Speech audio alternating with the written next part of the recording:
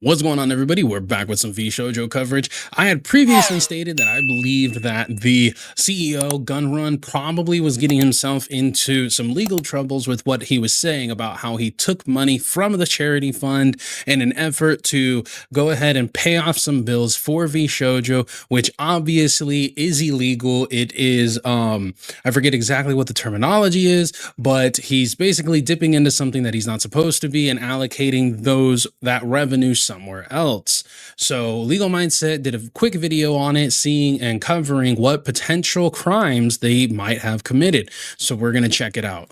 Vshojo has just confessed to a crime, specifically fraud related to the Immune Deficiency Foundation. There you go. Yeah, fraud. Basically, he took money from the Immune Foundation and distributed it however it is that he did. If you guys watched our previous video covering Legal Mindset's case on the bankruptcy and all of that, it's entirely possible that there's just another lawsuit being added to this, possibly. Iron Mouse's charity that she has been championing for a very, very long time. And we have a statement from the CEO, which just blatantly confesses to it and shows not just that fraud, but also wild mismanagement of company funds for a significant period of time. Of course, I'm Andrew Esquire. This is a Legal Mindset where we teach you to be your own judge. And this is a Fast Facts premiere, giving you the short, quick summary version of what's going on today. Now, Vshojo is in massive hot water. And I told you guys days ago that this was going to lead to insolvency. This was going to lead down the road to bankruptcy. And we have today a confirmation, and I was entirely right. They are going to go absolutely bank, right? It's done. They're in the red. They're closing down shop. They have 0 content creators still on the payroll. There's no way they're going to be making any more money. It's done. It's over. You know, they Audi 5000. They've got mass amounts of debt. They're not profitable. They weren't profitable even with everybody there. There's no way to get back to profitability. They are done. And this has more severe consequences than just losing your Twitch emojis, which happened today on Twitch. The gun run global emote is gone. But they have a lot bigger problems than losing cute emotes. So we're going to look at the statement by the gun run and why this statement is absolutely insane, why it's a confession, and also why it doesn't get anybody out of personal liability, why they're still going to be held liable regardless of this statement. This statement doesn't move the yard line, doesn't shift anything really that far. All it does is explain exactly what a lot of people were hinting at and what a lot of people believed, that there was a complete mismanagement of the funding, of the overhead costs, of the funds that were coming in. And, you know, for me personally, because I spoke on it and I talked about what my opinions are and what my thoughts were, I wanted to see what an actual lawyer had to say about it and see just how correct or how wrong I was about my statements. Because this statement is only a confession and does not remove any liability of him as CEO or even personal liability, which is very, very clear in this when you look at the factual situation. So let's read through the statement very, very carefully, and then I'm going to analyze it after we go through it. So here's a statement from Vshojo. This is on their X account, so you can go over and read that yourself. And you know, this is obviously unedited, etc. So I'm going to read this. Vshojo has failed. And a complete understatement. I've mismanaged the company into the situation you're all witnessing.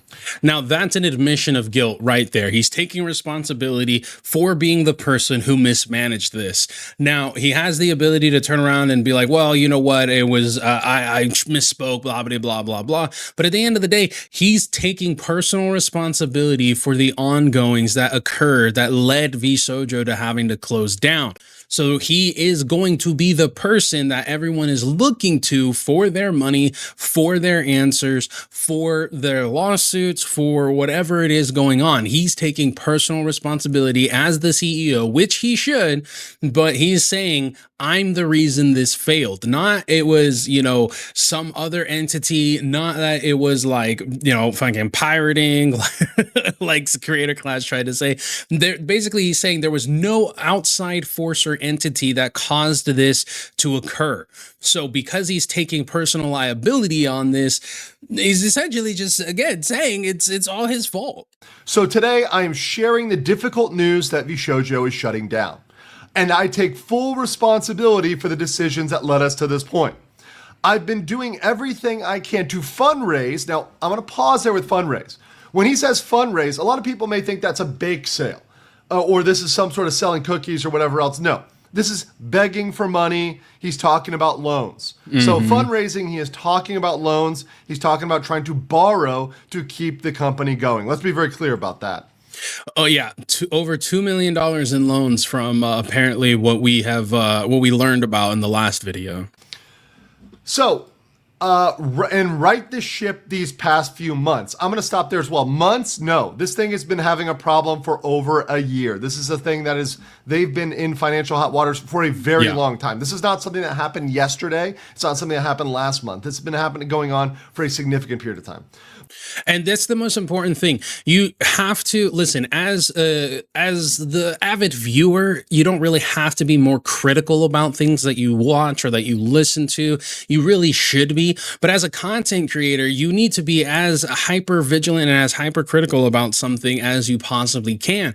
And like, Andrew is saying here, they're saying, oh, they were trying to right the ship the past few months. That's an obfuscation of what was actually going on. It has been multiple years that they have been going into the red. It's a way for them to try and soften the blow, to try and make it sound like it wasn't as bad as it was for as long as it was. And that's something that the average viewer might look at and be like, oh, they only had a couple of bad months. No, they had a couple of bad years where they were just torpedoing down into the red because of the mismanagement and the mishandling of funds. Okay.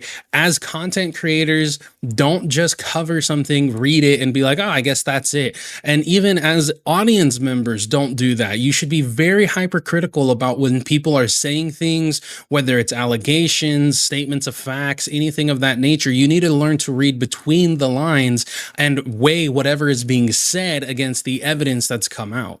But despite my efforts, we're in a worse position, and those I care about now are paying the price. Over the past few years, we raised around $11 million to pursue a bold, talent-first approach in VTubing. And honestly, that's something that you should really think about. How in the world are you taking money from other places and now you're in an even worse position? Well, I'll tell you how, because you didn't have the money to pay what your expenditures were prior to the loans. So what in the world made you think you were going to be able to pay off your expenditures plus the loans? It doesn't work that way. It's like taking out a credit card to pay off a credit card. You're just constantly going to be doing that in a never-ending cycle of debt. Prioritizing creators and community over short-term profits to achieve long-term sustainability. I can't even imagine how he wrote that with a straight face, given what's happening right now. I cannot believe he sat out and wrote that. Oh, this is what we wanted to do. This is what we're doing. No, you completely and utterly failed on that consistently over the long term. Over the long term, you abused and gaslit your talent. Over the long term into non-sustainability. You spent your money on wild advertising in Shibuya and everywhere else, And that's the reason why you should take the totality of all the evidence rather than just listening to a single statement or a single allegation or anything. You should weigh the totality of all the evidence that's publicly available against all of the, statements that are being made, against all the allegations that are being made, and anything. You should be essentially you got to be a little investigative for yourself, but yeah, it's a complete obfuscation of what actually occurred. Dude's just bold-faced lying through his goddamn teeth.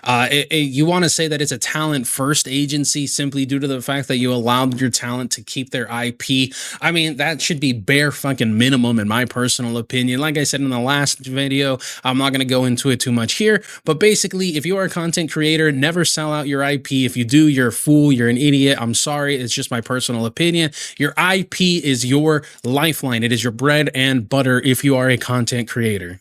Going out and trying to promote and advertise, spending money you didn't have to try to push these talents in places that wouldn't help them. You weren't giving them what they needed. What they needed was a paycheck, the gun run, not some weird station advertising. Okay.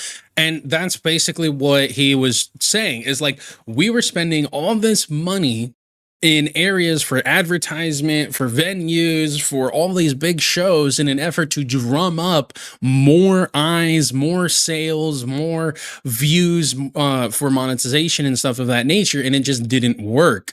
You need to not, any company, any content company, content creators, any group of people, you need to understand that you might want to go big, but if you don't have go big money, you have to just make sure to keep it small. It might suck, but it'll be way better for you in the long run. Don't go spending a bunch of money just based off of projections, okay? And it's the same issue. Again, I'm going to continue to liken this to Creator Clash. Creator Clash 2 failed miraculously, or not miraculously, stupendously, because they went off of the prior year's income, the prior year's profit, and believed that they were going to be making the exact same. You should never do that. I mean, even as small as a content creator as we are, the whole point of wanting to make the next video, right, is to have it be as good or better than your last video. But you shouldn't think that just because that video is coming out, or that your last video got a couple hundred, couple thousand, tens of thousands, hundreds of thousands of views, that your next video is also going to get the same amount. That projection is nice, and it's nice to see and be able to guess as to what's going to happen, but don't base every single financial decision off of the last time you did something. Otherwise, you're going to completely fail, like Creator Clash 2 and 3. Okay, let's continue here. Our funding went directly to creators through generous splits, debut investments, infrastructure, concerts, events, and staffing, all designed to support them. No, that didn't actually happen. Yeah, complete lie. We also wanted our talent to own the IP, which we knew was a unique creator-first approach for an agency. Now, that did happen. To credit where credit is due, the talents do own the IP. I've read the contract. That's true. And again, that's probably the only good thing about Vshojo. However, despite all of our efforts, the business failed to generate the revenue we needed to sustain that model, and we ran out of money. Additionally, I acknowledge that some of the money ran out of money because they were paying for all these unnecessary things. Like it's mind-boggling how someone can go through $11 million in just a short period of time. Here we go. Here's the confession. Some I acknowledge, so I am saying this happened. Some of the money spent by the company was raised in connection with talent activity. Mm-hmm. So he is confessing to the fact that they diverted funds which were intended to pay their talents, and they're calling them talents, by the way, because if they call them employees, they'll be screwed under labor law. They're using the language, specifically talent, because they know that they're trying to frame talents, independent contractor. We're going to get out of that. And there's a massive difference between being a contractor and being an employee, right? A contractor isn't protected under all the same, labor laws as a direct employee is, right? You have contractors, you have subcontractors. Myself, I am an employee of a subcontracted company. So, we make certain amount of money, or the company makes a certain amount of money based off of the contracts that they have. And then based off of that income is what my hourly pay is. And then I also get, I also get bonuses, or I also get, forget exactly what it's called, but a specific type of pay for certain like county projects. I'll toss it up here. Basically, I get a little extra money depending on the type of project I work on, being a subcontractor. So again, yes, they're trying to obfuscate this. They're trying to basically use as much wording as they can to try and show that, like, yeah, we kind of fucked up here, but also they're not really employees. They're talent. They're contractors, and most likely the effort to not be held as liable as they should be in the court of law. Now, depending on the contract, depending on what the judge says, that's, you never really know how it's going to go once you get in front of a judge and a jury. But yes, subcontractors and contractors do not fall under the same labor laws as a bona fide employee. So they owed money to the talents and they spent it. They misallocated it. Yep. And then he goes on to say, so some of the money spent by the company, so saying it was spent by the company, right? Misallocated. Yep. Was raised in connection with talent activity, which I later learned, keyword he put in later learned. The words later learned complete bullshit. Him trying to get off the hook personally. Basically, he's trying to say, well, I put my hand in the cookie jar, but I didn't know it was a cookie jar. I didn't know the cookie was for somebody else, right? It's like, did you, you come in, let's say that there's a can of 7-Up in the fridge. You didn't buy it. You didn't get it. You didn't, put it in there. You took it and you're like, oh, I didn't know it was, for Joe in HR. Sorry. I didn't know that. Even though it had, Joe from HR's name on the fucking 7-Up can. He's basically trying to say, oopsie whoopsie. I didn't know that was for, charity. Whoops, oopsie daisy. He says, I later learned was intended for a charitable initiative. What he's trying to do here is say, oh, I didn't have personal knowledge of where the money was going in my company. Yes. Dollars come in, dollars go out. I don't know anything that's going on. I had no idea, no knowledge that this money should have gone to a charitable initiative. We just got a massive amount of money. We just got $500,000.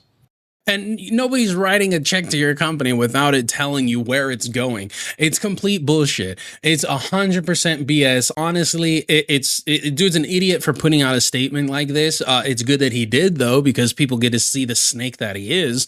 But you're taking accountability for misallocation of funds and fraud. Like you're literally taking accountability and admitting to fraud. Like there's no way around it. It's fantastically moronic that he put this out there. It's great for everyone with a brain to be able to see it, and it is something that that anybody who's going after this person litigiously, going after this Vshojo litigiously, will be able to use this because he put it out as a statement of facts. He put it out on his own recognizance of his own cognizance, right? It's not something he was forced to do. It's not something a lawyer put out. It is something he signed with his actual name stating, I am responsible for doing these things. And it just slipped through the cracks. That's like a couple pennies just falling in the couch. In Crazy. no world does this hold up under any sort of investigation. Even the most cursory investigation. You need to know where $500,000 goes. Yep. This is not 250. It's not tree fitty. This is $500,000. This is kind of like how there was the, and this is one of the reasons for fucking conspiracy theories all the time, right? But it was kind of like how, what was it, like a day or two prior to 9/11, their Pentagon held a meeting saying, yeah, we kind of lost like $4 trillion. Don't really know where it went, how we lost it. We kind of we put it in an envelope somewhere and just got lost in the mail. Don't know. And then, a couple of days later, 9/11 happened. I'm not a conspiracy theorist. I'm just saying. But it's essentially the same thing. He's turning around and he's like, look, guys, I didn't know that money with the check that said Immune Deficiency Fund charitable organization was supposed to go to a charitable organization. It is... He's screwed the pooch 6 ways to Sunday, or 7 ways to Sunday, but it is something that is awesome for the public, for us to see that he is just this two-faced, backstabbing snake of a human being. You stole from kids, you stole from adults, you stole from charity, and it's just crazy. It's absolutely insane that this dude put this statement out. It doesn't seem like he had a lawyer look over this.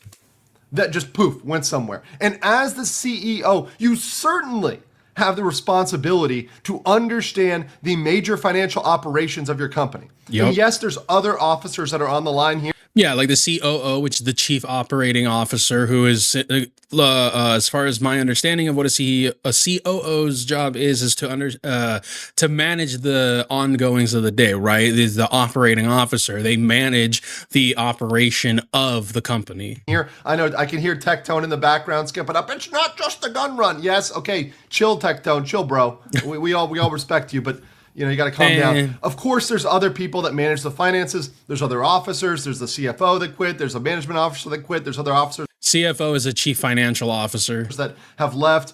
We talked about the officer that left 2 months ago, and he just posted, he tagged gun run. He was like, bro, what's going on? No, bro. Sorry, bro.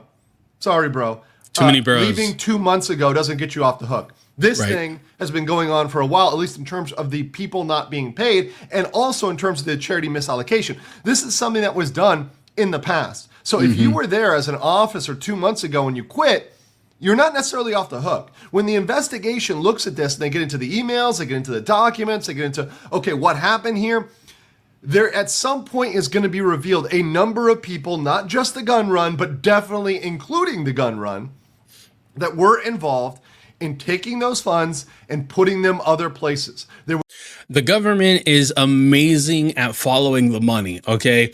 If you ever want to know what a bad guy is doing or anything, that is the reason why they try and follow the money. It's also the reason why a lot of notorious criminal enterprises have now moved into digital money like Bitcoin and stuff of that nature, and why the FBI is now turning around and creating, tagged coins and stuff of that nature to put into the operation to be able to track where that money is going.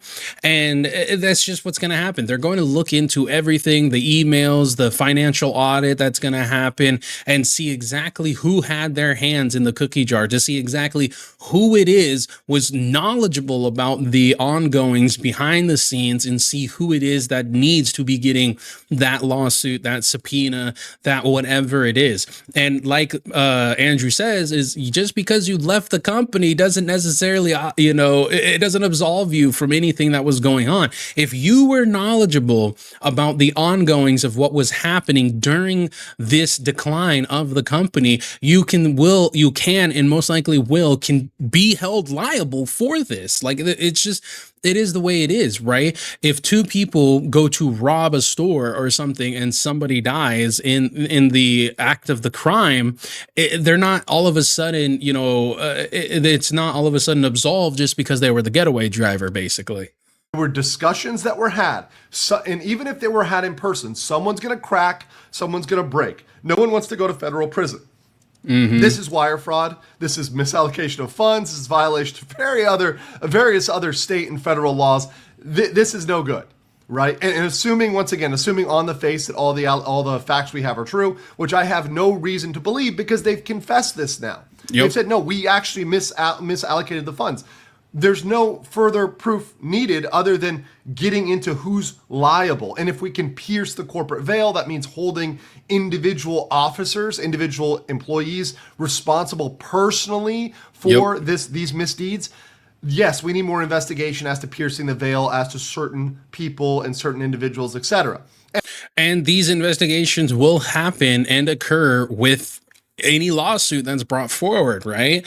So any of the talent that wants to go ahead and sue for the money that they are owed, that's going to start an investigation. It's going to start a financial audit. It's going to start all of this stuff. Even if they end up filing for bankruptcy, they already, like we checked out in the last video, they're going to have to do an investigation, a financial audit. They're going to have to see where all the funds were being allocated, where it was being mismanaged, mishandled.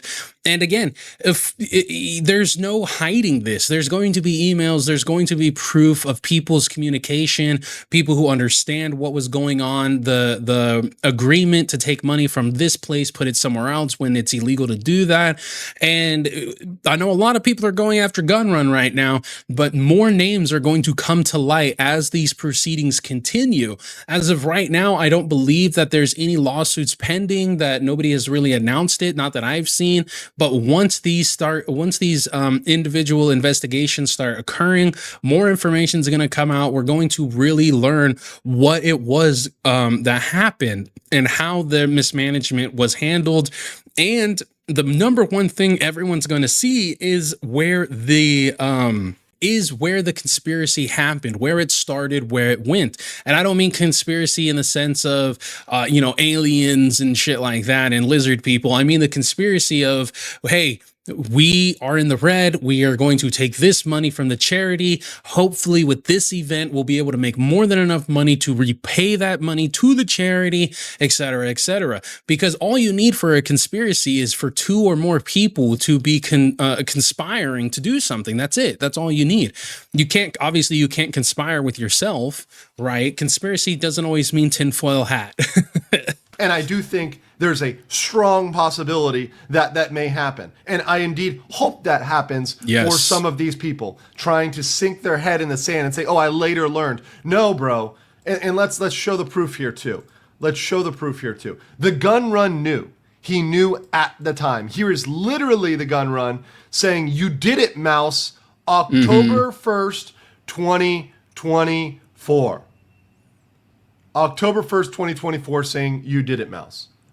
And really, the only thing. And so this is in response, it doesn't sound like he's going to say it, but this is in response to Iron Mouse doing the charitable event for the Immune Deficiency Fund. Okay, not IDF as in Iran and all that, but the Immune Deficiency Fund, the money that she raised. He also retweeted Ludwig, if you hate him or like him, whatever it is. He retweeted Ludwig giving her praise. He also retweeted Iron Mouse's post on Twitter saying that she was, grateful to everybody who came out and donated. There's just so much evidence that he specifically knew what this money was for, and it didn't matter to him. He was trying to save the company that he ran amok and ran into the ground by taking money from immunocompromised people. And the one thing that I think is really harsh here is the whole reason Iron Mouse was doing this is because she suffers from immunodeficiency. And during COVID is actually when she decided to start becoming a VTuber and be a online persona. And it's because of her own ailments that she decided to do something like this and has done it multiple times for these types of charities. So it is just a massive slap in the face. It is just as bad as Creator Clash stealing money from cancer kids. There's no getting out of this. And I do not care if this man goes into generational debt. I do not care if he loses everything he's ever owned. I do not care about any of that. You don't steal from charities, man.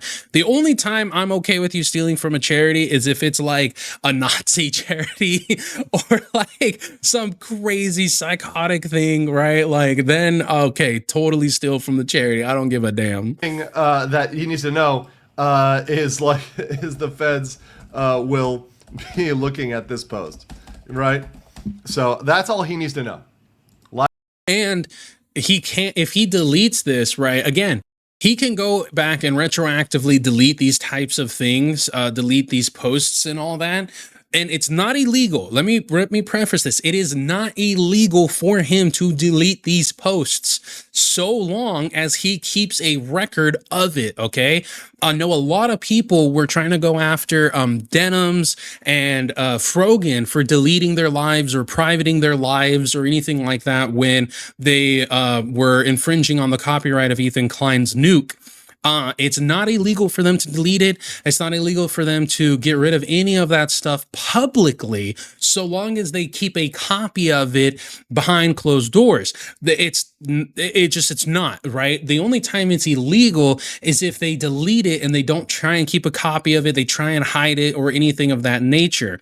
So that's something that a lot of people need to understand. Just because he might be deleting posts, just because they might delete videos, just because they might, take it out of the public eye, doesn't mean that they're trying to hide evidence. It could just simply mean they don't want it out in the public eye anymore. And if they have a copy of it on a hard drive or something that they are going to turn over to the court, to the investigators, they're not going to suffer any legal ramification for it because they are not trying to hide it. They are not impeding an investigation at that point. Live tweeting during a Fast Facts. But yes, no, that's all we need to know is that statement is there. We've got pictures of him with Mouse fundraising. So we see this guy out there fundraising. We know he knew at the time, afterwards, before. He knew at all points of this. Yep. He knew what was going on. He was not an ostrich with his head in the sand. He knew what was going on. Let's finish the statement here. Let's finish the statement.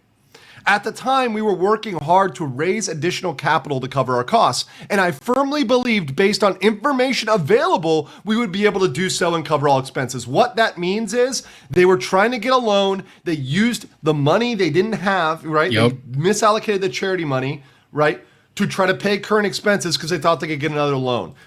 And that's what I've been saying. He's operating in the red, and he tried to get out of it with a short-term plan, and it just completely backfired because you cannot get a credit card to pay off another credit card. They were already in debt. They were already $2 million in debt, and they couldn't do it. And it says right here, we were unsuccessful in our fundraising efforts. I made the decision to pursue funding, and I own its consequences. I am deeply sorry. So right there, that last one too, guys, that last one is very true. I made the decision to pursue funding. Yep. What that means is he made the decision to not pay the talent and to keep the ship going a little longer. Now, it's entirely possible that is what he's trying to say, just in, lawyer speak. But at the end of the day, this hasn't been, the investigation still isn't even started yet, from my understanding. It's entirely possible he'll try and say, oh, what I meant by that is I decided to try and go after loans to pay the talent, blah, blah, blah, blah. But none of it's going to matter. Once it comes out, once the paperwork comes out and it shows where all the money was being allocated to, where it was being distributed and disseminated to, it will prove what is and isn't true. If he truly was trying to pay off the overhead cost of operations instead of paying the talent, it will prove that.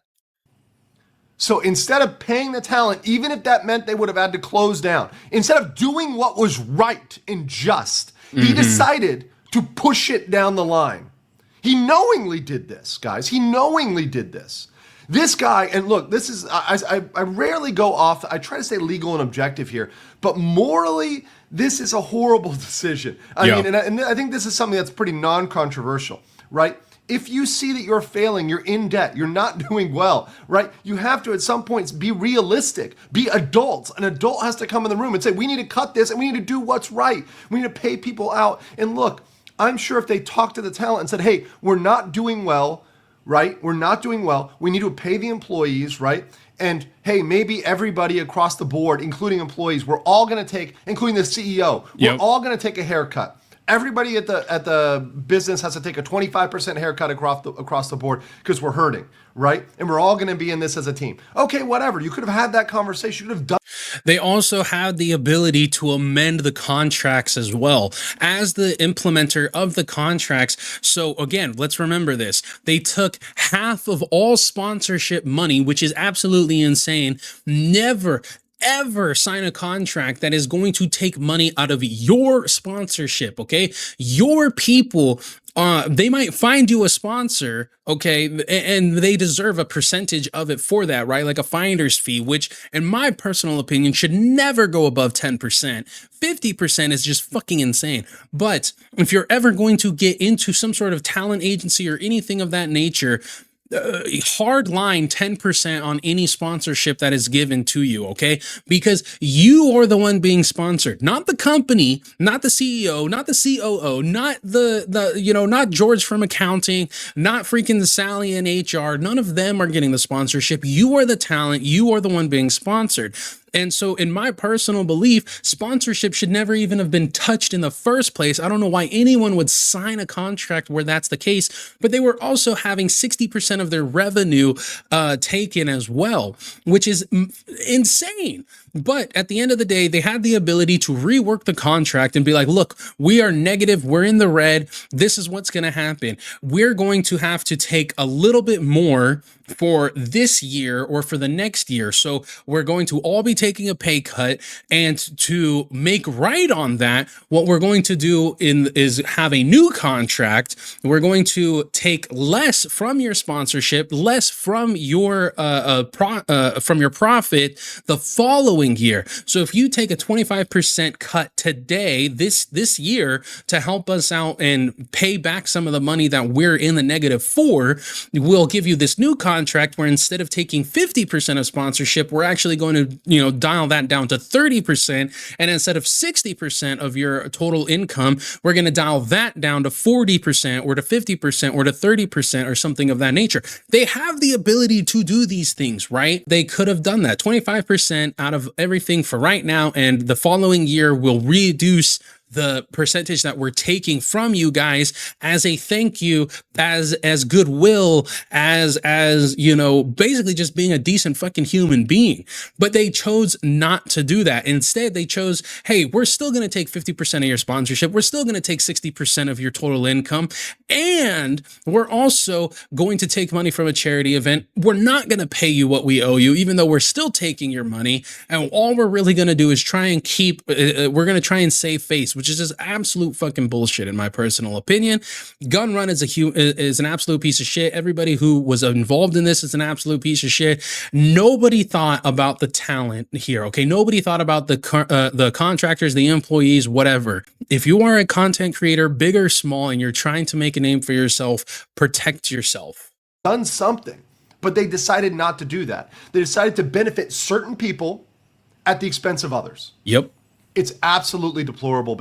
And it's entirely possible once the paperwork comes out that we'll see them taking money from smaller creators to pay bigger creators. Again, this goes back to borrowing money from this person to pay off that person, right? And it just is a fucking floodgate of lawsuits that could come from this. And even if they go bankrupt, like we saw in the last video, even if they go bankrupt, it doesn't absolve them from their legal liability. It doesn't absolve them from the money that they have to pay out. Behavior and potentially criminal. Finishing up here, I am deeply sorry to all the talent, staff, friends, and community members who believe in our brand. You did not deserve this. No, and the Immune Deficiency Foundation didn't deserve this either. Yep. Right? And certainly what this deserves and what this will get is criminal investigation into exactly how this went down, who made those decisions, and how that funding exactly got misallocated. And I also want to touch on this too, right? He says that he's deeply sorry. And if anybody who's ever been in a car accident or anything of that nature, you know, they tell you not to say sorry. Any sort of legal proceeding, they tell you don't say sorry, because if you say sorry, it's an admission of guilt. Honestly, in this situation, it doesn't really matter that he said he's sorry at the end, because there's multiple times where he admits to, you know, mishandling it. He says, I've mismanaged it. He says that he's sorry. He says he owns his consequences. He says he made the decision. Like he says he acknowledged that some of the money spent on the company was connected with a talent activity. Like all of this, he is admission of guilt after admission of guilt after admission of guilt.